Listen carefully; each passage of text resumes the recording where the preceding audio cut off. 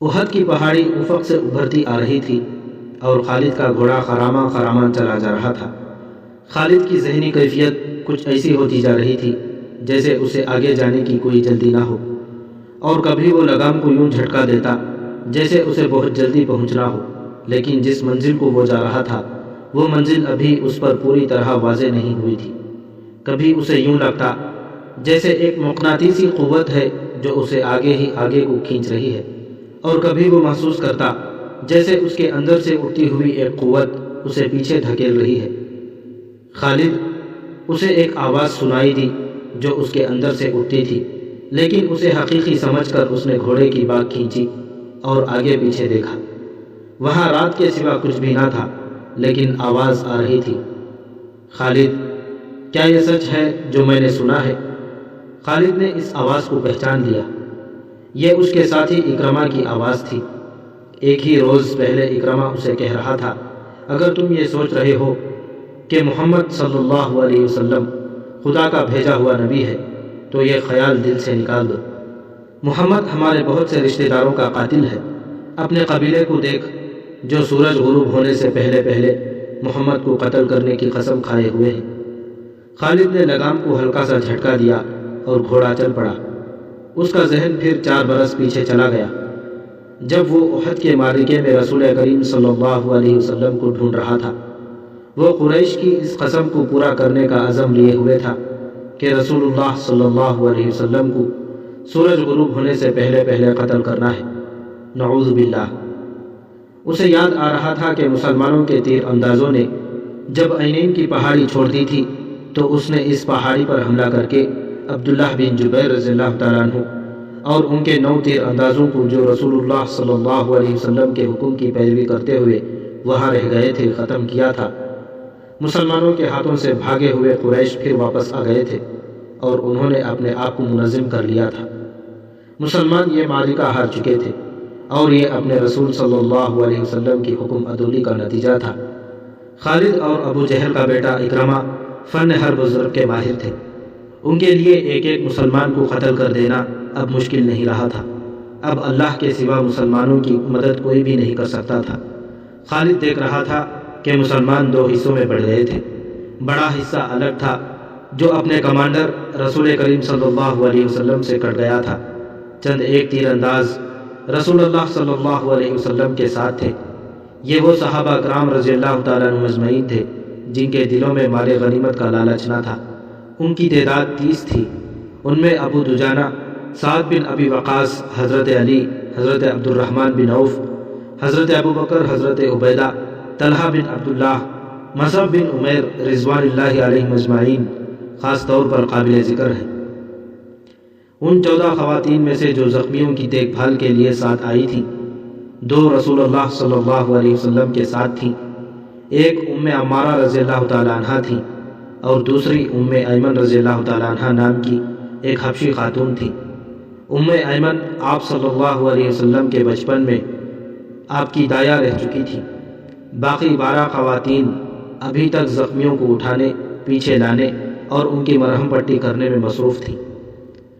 خالد رسول کریم صلی اللہ علیہ وسلم کو ڈھونڈ رہا تھا، لیکن وہ میدان جنگ میں زیادہ گھوم پھر نہیں سکتا تھا کیونکہ اس کی کمان میں گھوڑ سواروں کا ایک جیش تھا جسے اس نے پوری طرح اپنے نظم و نسق میں رکھا ہوا تھا۔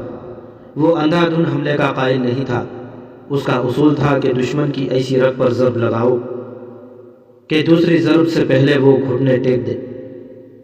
آج 4 برس بعد جبکہ وہ تنے تنہا صحرا میں جا رہا تھا، اس کے ذہن میں گھوڑے دوڑ رہے تھے، اسے تیر کمانوں کے زناٹے سنائی دے رہے تھے، اس کے ذہن میں مسلمانوں کے نعرے گونج رہے تھے۔ اس کا خیال تھا کہ مسلمان یہ ظاہر کرنے کے لیے نعرے لگا رہے تھے کہ انہیں موت کا کوئی ڈر نہیں۔ طنز اور نفرت سے اب بھی اس کے ہونٹوں پر مسکراہٹ آ گئی۔ اس نے ارادہ کر لیا تھا کہ وہ زیادہ سے زیادہ مسلمانوں کو قتل کرے گا، قیدی کم ہی بنائے گا۔ اسے ابھی پتہ نہیں چل رہا تھا کہ رسول کریم صلی اللہ علیہ وسلم کہاں ہیں۔ اس نے دیکھا کہ ابو سفیان جو بھاگتے ہوئے قریش کو ساتھ لے کر واپس آ گیا تھا، مسلمانوں کی فوج کے بڑے حصے پر حملہ آور ہو چکا تھا اور مسلمان بے جگری سے لڑ رہے تھے۔ مسلمانوں نے اسے اپنی زندگی کا آخری معرکہ سمجھ کر شجاعت اور بے خوفی کے ایسے مظاہرے کیے کہ کثیر تعداد قریش پریشان ہو گئے۔ یہ صورتحال دیکھ کر خالد آگ بگولا ہو گیا۔ اس نے اپنے سواروں کو مسلمانوں پر حملہ بولنے کا حکم دیا۔ اس نے تلوار نیام میں ڈال لی اور برچھی ہاتھ میں لے لی۔ اس نے مسلمانوں پر عقب سے حملہ کیا تھا۔ اس نے اس برچھی سے مسلمانوں کو چن چن کر مارا۔ اس کی برچھی جب کسی مسلمان کے جسم میں داخل ہوتی تو وہ چلا کر کہتا، میں ہوں ابو سلیمان۔ ہر برچھی کے وار کے ساتھ اس کی للکار سنائی دیتی، میں ہوں ابو سلیمان۔ آج 4 برس بعد جب وہ مسلمانوں کے مرکز مدینہ کی طرف جا رہا تھا تو اسے اپنی ہی للکار سنائی دے رہی تھی، میں ہوں ابو سلیمان۔ اسے یاد نہیں آ رہا تھا کہ اس کی برچھی کتنے مسلمانوں کے جسموں میں اتری تھی۔ وہ رسول اللہ صلی اللہ علیہ وسلم کو بھول گیا تھا۔ تھوڑی دیر بعد اسے پتہ چلا کہ مسلمان اپنے نبی صلی اللہ علیہ وسلم کی کمان سے نکل چکے ہیں اور اکرمہ مسلمانوں کے نبی صلی اللہ علیہ وسلم کی طرف چلا گیا ہے۔ حقیقت بھی یہی تھی کہ رسول کریم صلی اللہ علیہ وسلم کی کمان ختم ہو چکی تھی اور معرکے کی صورتحال ایسی ہو گئی تھی کہ آپ مسلمانوں کو از سر نو منظم نہیں کر سکتے تھے، لیکن آپ اپنی اور اپنے ساتھیوں کی جان بچانے کے لیے میدان جنگ سے نکلنا بھی نہ چاہتے تھے۔ حالانکہ صورتحال ایسی تھی کہ آپ صلی اللہ علیہ وسلم کو نکل جانا چاہیے تھا، لیکن آپ کسی بہتر پوزیشن میں جانے کی کوشش کر رہے تھے۔ آپ کو معلوم تھا کہ قریش آپ کو ڈھونڈ رہے ہوں گے اور آپ کے گروہ پر بڑا شدید حملہ ہوگا۔ آپ ایک پہاڑی کی طرف بڑھنے لگے۔ آپ کے ساتھیوں نے آپ کو اپنے حلقے میں لے رکھا تھا۔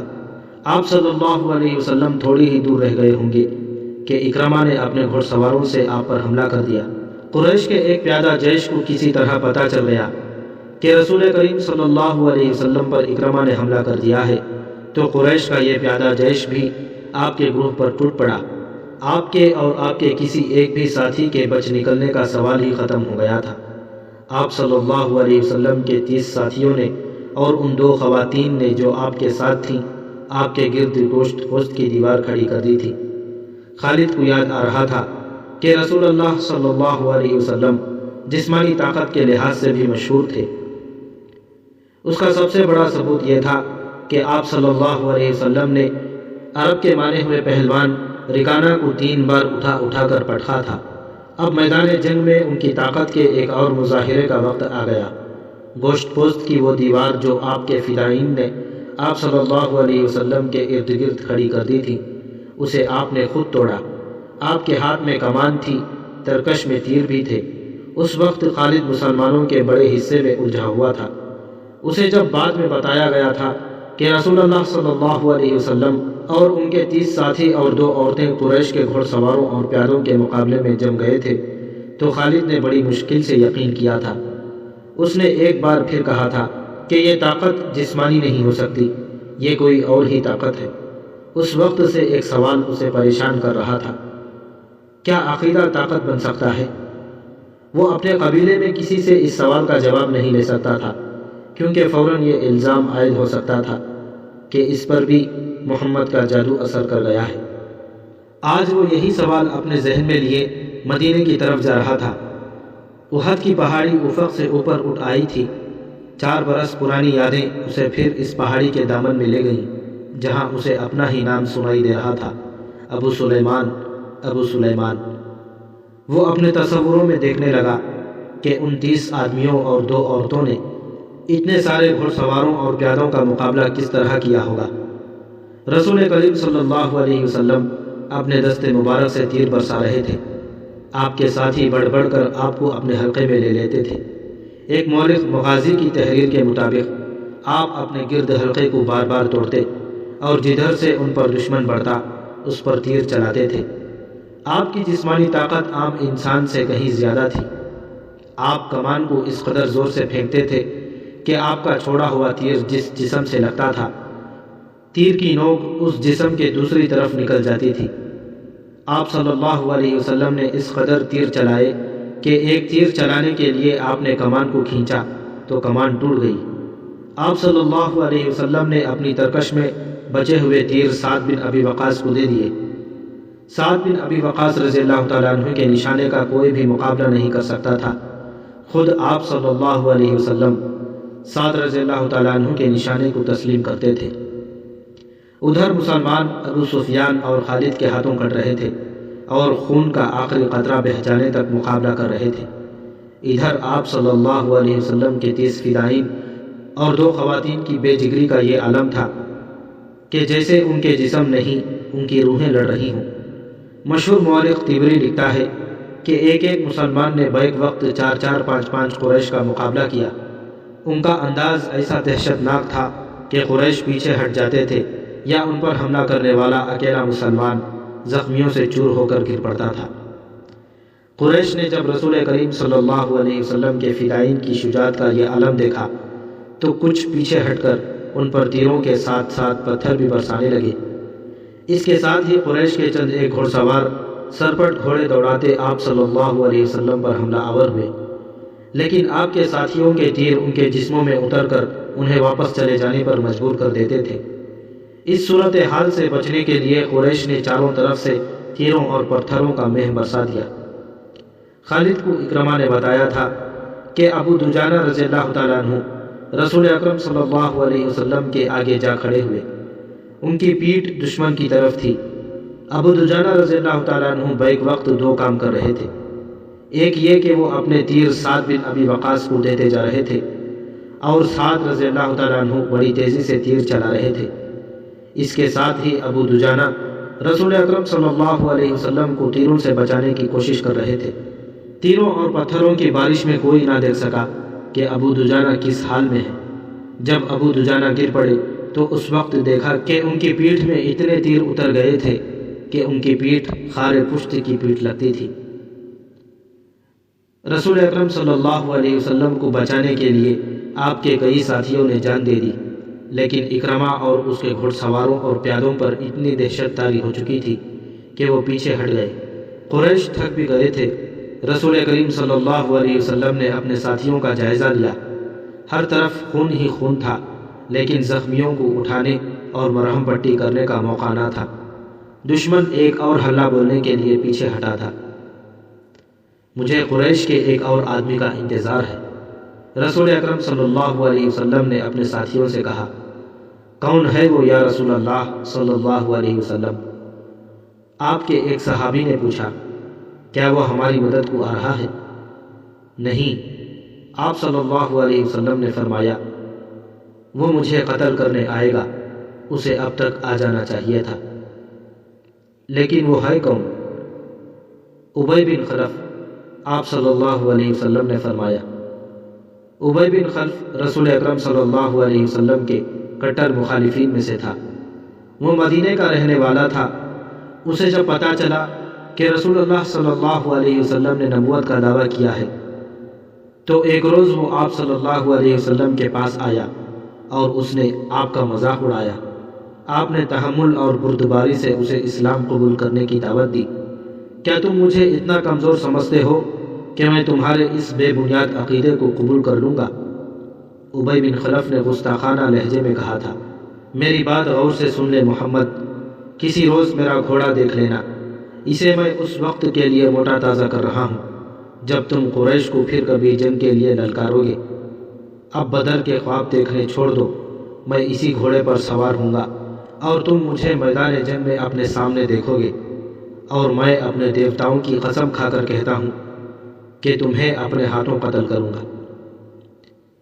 ابی، رسول خدا صلی اللہ علیہ وسلم نے مسکرا کر کہا تھا، زندگی اور موت اس اللہ کے اختیار میں ہے جس نے مجھے نبوت عطا فرمائی ہے اور مجھے گمراہ لوگوں کو سیدھے راستے پر لانے کا فرض سونپا ہے۔ ایسی بات منہ سے نہ نکالو جسے میرے اللہ کے سوا کوئی بھی پورا نہ کر سکے۔ یوں بھی تو ہو سکتا ہے کہ تم مجھے قتل کرنے آؤ اور تم میرے ہاتھوں قتل ہو جاؤ۔ ابی بن خلف رسول اللہ صلی اللہ علیہ وسلم کی اس بات پر طنزیہ ہنسی ہنس پڑا اور ہنستا ہوا چلا گیا۔ اب احد کے معرکے میں رسول خدا صلی اللہ علیہ وسلم کو ابی بن خلف یاد آ گیا۔ جو ہی آپ نے اس کا نام لیا تو دور سے ایک گھوڑا سرپٹ دوڑتا آیا۔ سب نے ادھر دیکھا۔ میرے عزیز ساتھیوں، رسول کریم صلی اللہ علیہ وسلم نے اپنے ساتھیوں سے کہا، مجھے کچھ ایسے لگ رہا ہے جیسے یہ سوار جو ہماری طرف بڑھتا آ رہا ہے ابی ہی ہوگا۔ اگر وہ ابی ہی ہوا تو اسے روکنا نہیں، اسے میرے سامنے اور میرے قریب آنے دینا۔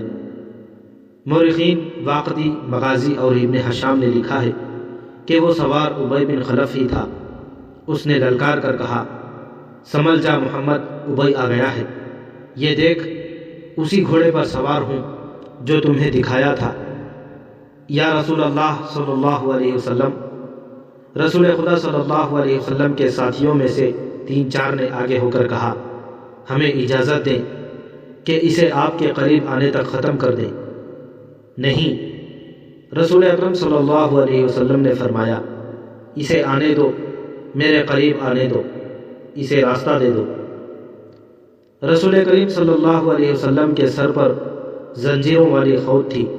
خود کی زنجیریں آپ کے چہرے کے آگے اور دائیں بائیں لٹک رہی تھیں۔ آپ صلی اللہ علیہ وسلم کے ہاتھ میں برچھی تھی اور تلوار نیام میں تھی۔ ابی کا گھوڑا قریب آ گیا تھا۔ آگے آ جا ابی، رسول خدا صلی اللہ علیہ وسلم نے للکار کر کہا، میرے سوا تیرے ساتھ کوئی نہیں لڑے گا۔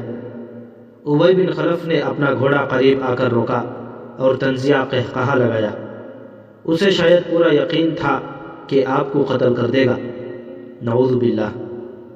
اس کی تلوار ابھی نیام میں تھی۔ آپ اس کے قریب چلے گئے۔ وہ بڑے طاقتور گھوڑے پر تھا اور آپ صلی اللہ علیہ وسلم زمین پر۔ اس نے ابھی تلوار نکالی ہی تھی کہ آپ نے آگے بڑھ کر اور اچھل کر اس پر برچھی کا وار کیا۔ وہ وار بچانے کے لیے ایک طرف کو جھک گیا، لیکن وار خالی نہ گیا۔ آپ صلی اللہ علیہ وسلم کی برچھی کی انی اس کے دائیں کندھے پر ہنسلی کی ہڈی کے نیچے لگی۔ وہ گھوڑے سے گر پڑا اور اس کی پسلی ٹوٹ گئی۔ مورخ لکھتے ہیں کہ رسول خدا صلی اللہ علیہ وسلم کا وار اتنا کاری نہ تھا کہ ابی جیسا قوی ہیکل آدمی اٹھ نہ سکتا۔ رسول خدا صلی اللہ علیہ وسلم اس پر دوسرا وار کرنے کو دوڑے۔ وہ گھوڑے کے دوسری طرف گرا تھا۔ اس پر شاید دہشت طاری ہو گئی تھی یا آپ صلی اللہ علیہ وسلم کا وار اس کے لیے غیر متوقع تھا۔ وہ اٹھا اور اپنا گھوڑا وہیں چھوڑ کر بھاگ گیا۔ وہ چلاتا جا رہا تھا، محمد نے مجھے قتل کر دیا ہے، اے اہل قریش، محمد نے مجھے قتل کر ڈالا ہے۔ قریش کے کچھ آدمیوں نے اس کے زخم دیکھے تو اسے تسلی دی کہ اسے کسی نے قتل نہیں کیا، زخم بالکل معمولی ہے، لیکن اس پر نہ جانے کیسی کیفیت طاری ہو گئی تھی کہ اس کی زبان سے یہی الفاظ نکلتے تھے، میں زندہ نہیں رہوں گا، محمد نے کہا تھا کہ میں اس کے ہاتھوں قتل ہو جاؤں گا۔ مورخ ابن ہشام نے یہاں تک لکھا ہے کہ ابی نے یہ الفاظ بھی کہے تھے کہ اگر محمد مجھ پر صرف تھوک دیتا تو بھی میں زندہ نہ رہ سکتا۔ جب احد کا معرکہ ختم ہو گیا تو ابی قریش کے ساتھ مکے کو روانہ ہوا۔ راستے میں انہوں نے پڑاؤ کیا تو ابی مر گیا۔ خالد کو آج 4 برس بعد وہ وقت کل کی بات کی طرح یاد آ رہا تھا۔ اسے یقین تھا کہ مسلمانوں کو اہل قریش کچل کر رکھ دیں گے، لیکن مسلمان جس طرح جانیں قربان کر رہے تھے اس نے خالد کو پریشان کر دیا۔ یوں لگتا تھا جیسے مسلمان پیادوں سے قریش کے گھوڑے بھی خوفزدہ ہیں۔ خالد نے اپنے گھوڑے کو ایڑ لگائی اور اس خونریز معرکے میں ابو سفیان کو تلاش کرتا اس تک پہنچا۔ کیا ہم مسلمانوں کو فیصلہ کن شکست دینے کے قابل نہیں رہے؟ خالد نے ابو سفیان سے کہا، کیا قریش کی ماؤں کے دودھ ناقص تھے کہ یہ ان مٹھی پر مسلمانوں سے خوفزدہ ہوئے جا رہے ہیں؟ دیکھو خالد، ابو سفیان نے کہا، جب تک محمد ان کے ساتھ ساتھ ہے اور وہ زندہ و سلامت ہے، یہ خون کا آخری قطرہ بہہ جانے تک شکست نہیں کھائیں گے۔ تو یہ فرض مجھے کیوں نہیں سونپ دیتے؟ خالد نے کہا، نہیں۔ ابو سفیان نے کہا، تم اپنے سواروں کے پاس جاؤ، تمہاری قیادت کے بغیر وہ بکھر جائیں گے۔ محمد صلی اللہ علیہ وسلم اور اس کے ساتھیوں پر حملہ کرنے کے لیے میں پیادے بھیج رہا ہوں۔ آج مدینہ کی طرف جاتے ہوئے خالد کو افسوس ہو رہا تھا کہ ابو سفیان نے اس کے اس عزم کو کچل ڈالا تھا۔ رسول خدا صلی اللہ علیہ وسلم کے قتل کو وہ اپنا فرض سمجھتا تھا۔ وہ رسول خدا صلی اللہ علیہ وسلم کو قتل کر کے اپنے سب سے بڑے دیوتا ہبل اور عزا کی خوشنودی حاصل کرنا چاہتا تھا۔ اس نے اپنے سالار کا حکم ماننا ضروری سمجھا اور اپنے سوار دستے کی طرف چلا گیا۔ اسے اتنا اطمینان ضرور تھا کہ رسول اکرم صلی اللہ علیہ وسلم کے ساتھ اب چند ایک ساتھی ہی رہ گئے ہوں گے اور آپ کو قتل کرنا اب کوئی مشکل کام نہیں ہوگا اور اس کے بعد مسلمان اٹھنے کے قابل نہیں رہیں گے۔ خالد کو میدان جنگ کی کیفیت بڑی اچھی طرح یاد تھی۔ اس نے ذرا بلندی سے دیکھا تھا کہ احد کے دامن میں دور دور تک زمین خون سے لال ہو گئی تھی۔ کہیں گھوڑے تڑپ رہے تھے اور کہیں خون میں نہائے ہوئے انسان کراہ رہے تھے۔ زخمیوں کو اٹھانے کا بھی کسی کو ہوش نہ تھا۔ پھر اس نے دیکھا پیادہ قریش رسول کریم صلی اللہ علیہ وسلم کے قریب پہنچ گئے تھے اور انہوں نے آپ صلی اللہ علیہ وسلم کے ساتھیوں کا حلقہ بھی توڑ لیا تھا۔ قریش کے 3 آدمی عتبہ بن ابی وقاص، عبداللہ بن شہاب اور ابن قمہ رسول کریم صلی اللہ علیہ وسلم پر پتھر برسانے لگے۔ عجیب صورت یہ تھی کہ عتبہ کا سگا بھائی سعد ابن ابی وقاص رسول اکرم صلی اللہ علیہ وسلم کی حفاظت میں لڑ رہا تھا۔ رسول اکرم صلی اللہ علیہ وسلم کے ساتھیوں کی تعداد نہ ہونے کے برابر رہ گئی تھی یا وہ لڑتے لڑتے بکھر گئے تھے۔ عتبہ نے آپ صلی اللہ علیہ وسلم پر جو پتھر برسائے ان سے آپ صلی اللہ علیہ وسلم کے نیچے والے 2 دندان مبارک ٹوٹ گئے اور نچلا ہونٹ زخمی ہو گیا۔ عبداللہ کے پتھر سے آپ صلی اللہ علیہ وسلم کی پیشانی پر خاصا گہرا زخم آ گیا۔ ابن قمہ نے قریب آ کر اتنی زور سے پتھر مارا کہ آپ صلی اللہ علیہ وسلم کے خود کی زنجیر کی 2 کڑیاں ٹوٹ کر رخسار مبارک میں اتر گئیں۔ ان سے رخسار کی ہڈی بھی بری طرح مجروح ہو گئی۔ آپ صلی اللہ علیہ وسلم نے برچھی سے دشمنوں پر وار کرنے کی بہت کوشش کی لیکن دشمن قریب نہیں آتے تھے۔ آپ صلی اللہ علیہ وسلم کا خون اتنا نکل گیا تھا کہ آپ صلی اللہ علیہ وسلم گر پڑے۔ اس وقت آپ کے ایک صحابی طلحہ رضی اللہ تعالیٰ عنہ نے جو قریش کے دوسرے آدمیوں کے ساتھ لڑ رہے تھے دیکھ لیا اور دوڑتے ہوئے آپ تک پہنچے۔ ان کی للکار پر ان کے دوسرے ساتھی بھی آ گئے۔ آپ صلی اللہ علیہ وسلم کو پتھروں سے گرانے والے قریش آپ پر تلواروں سے حملہ کرنے ہی والے تھے کہ سعد بن ابی وقاص نے اپنے سگے بھائی عتبہ پر حملہ کر دیا۔ عتبہ اپنے بھائی کا غیظ و غضب دیکھ کر بھاگ اٹھا۔ طلحہ رضی اللہ تعالیٰ عنہ نے رسول خدا صلی اللہ علیہ وسلم کو سہارا دے کر اٹھایا۔ آپ صلی اللہ علیہ وسلم پوری طرح ہوش میں تھے۔ اس دوران آپ کے ساتھیوں نے ان آدمیوں کو بھگا دیا تھا جنہوں نے رسول کریم صلی اللہ علیہ وسلم پر حملہ کیا تھا۔ مورخ لکھتے ہیں کہ سعد بن ابی وقاص پر قابو پانا مشکل ہو رہا تھا۔ سعد کہتے تھے میں اپنے بھائی کو قتل کر کے اس کے جسم کے ٹکڑے کر دینا چاہتا ہوں جس نے میری موجودگی میں میرے نبی پر حملہ کیا ہے۔ وہ اکیلے ہی قریش کی طرف دوڑنے کی کوشش کرتے تھے۔ انہیں بڑی مشکل سے روکا گیا اور رسول خدا صلی اللہ علیہ وسلم انہیں رکنے کا حکم نہ دیتے تو وہ بھی نہ رکتے۔ قریش غالباً بہت ہی تھک گئے تھے۔ وہ معرکے سے منہ موڑ گئے۔ تب رسول اکرم صلی اللہ علیہ وسلم کے ساتھیوں نے آپ کے زخموں کی طرف توجہ دی۔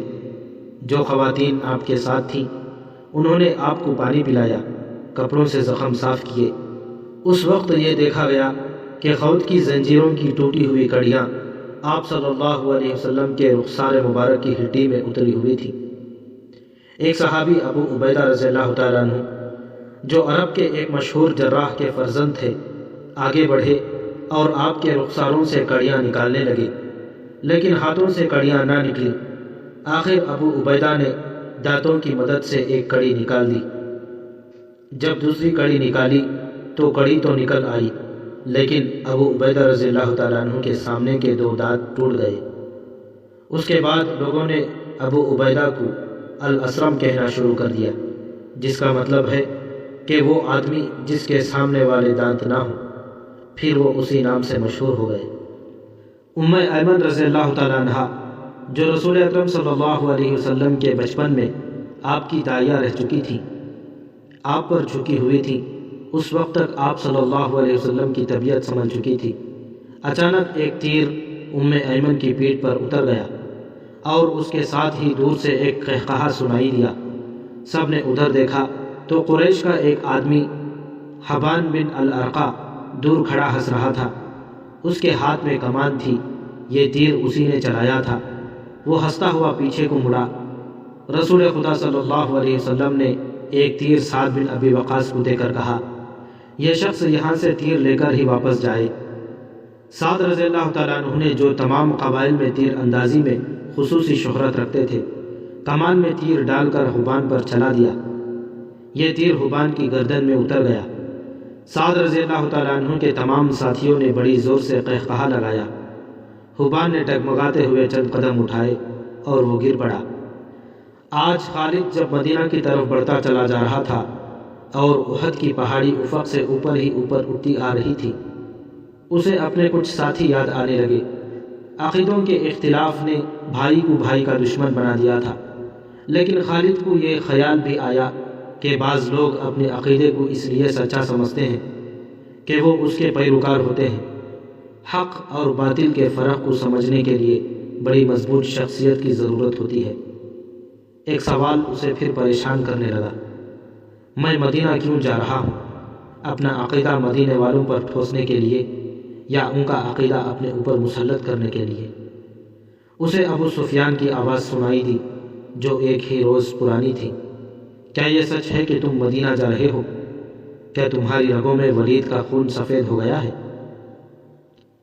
صحرا میں جاتے ہوئے ان آوازوں نے کچھ دور اس کا تعاقب کیا، پھر وہ اپنے دوستوں کی یاد میں کھو گیا جن کے خلاف وہ لڑا اور جن کا خون اس کے سامنے بہہ گیا تھا۔ ان میں ایک مصعب بن عمیر رضی اللہ تعالیٰ عنہ بھی تھے۔ قریش جو معرکے سے منہ مڑ گئے تھے، کچھ دور ہی پہنچے تھے کہ خالد اپنے گھوڑے کو ایڑ لگائی اور ابو سفیان کو جا پکڑا۔ اس نے ابو سفیان سے پوچھا کہ تم لوگ جنگ کو ادھورا چھوڑ کر کہاں جا رہے ہو؟ مسلمانوں کا دم خم ختم ہو چکا تھا۔ ابو سفیان بھی یہی چاہتا تھا کہ یہ معرکہ فیصلہ کن نتیجے پر پہنچے۔ قریش کے چند سوار وہیں سے پلٹ آئے۔ خالد دیکھ چکا تھا کہ رسول کریم صلی اللہ علیہ وسلم کہاں ہیں، اور پھر ابو سفیان نے خالد کو کسی اور طرف بھیج دیا اور کچھ آدمیوں کو نبی کریم صلی اللہ علیہ وسلم پر حملے کا حکم دیا۔ اب رسول کریم صلی اللہ علیہ وسلم کے ساتھ کچھ اور مسلمان آ ملے تھے۔ اب پھر ابن قمہ لڑتے ہوئے مسلمانوں کا حلقہ توڑ کر رسول اکرم صلی اللہ علیہ وسلم تک پہنچنے کی کوشش کرنے لگا۔ اس وقت رسول اکرم صلی اللہ علیہ وسلم کے پاس مصعب بن عمیر کھڑے تھے اور عمارہ اپنے قریب پڑے ہوئے 2-3 زخمیوں کو پانی پلا رہی تھی۔ انہوں نے جب قریش کو ایک بار پھر حملے کے لیے آتے دیکھا تو زخمیوں سے ہٹ کر انہوں نے ایک زخمی کی تلوار اٹھا لی اور قریش کے مقابلے میں ڈٹ گئے۔ قریش کا سب سے بڑا سوار جو ان کے قریب آیا، اس تک وہ نہیں پہنچ سکتی تھی، اس لیے انہوں نے تلوار سے اس کے گھوڑے پر ایسا وار کیا کہ گھوڑا گر پڑا۔ سوار گھوڑے کے دوسری طرف گرا۔ عمارہ رضی اللہ تعالیٰ عنہ نے گھوڑے کے اوپر سے کود کر قریش کے اس آدمی پر وار کیا اور اسے زخمی کر دیا۔ وہ اٹھا اور بھاگ گیا۔